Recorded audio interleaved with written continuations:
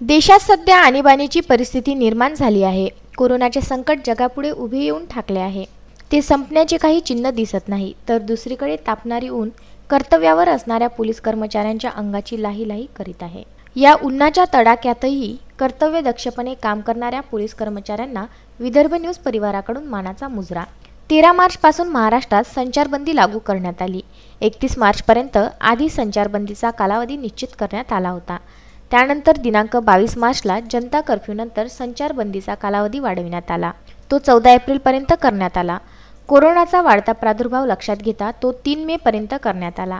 Lockdown वाढेल अशी चिंता सगळ्यांना सतावत होती, पण या सर्व घडामोडींमध्ये पोलीस यंत्रणेचा ताण मात्र वाढलेला आहे। देशात संचारबंदीच्या आदेशाचे कोणीही उल्लंघन करू नये आणि कोरोना विषाणूची परिस्थिती नियंत्रित राहावी याकरिता माणुसकीचे हे दूत रात्रीचा दिवस आणि दिवसाची रात्र करीत रणरणत्या उन्हात आपल्या जीवाची पर्वा न करता कर्तव्य बजावत आहे।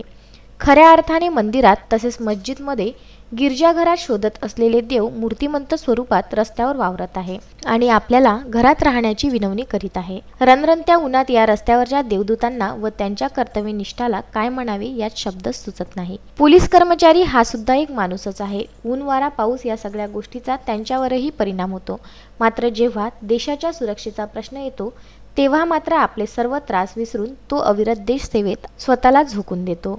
त्याच्या शौर्याला आपण मात्र कधी समजूच शकलो नाही।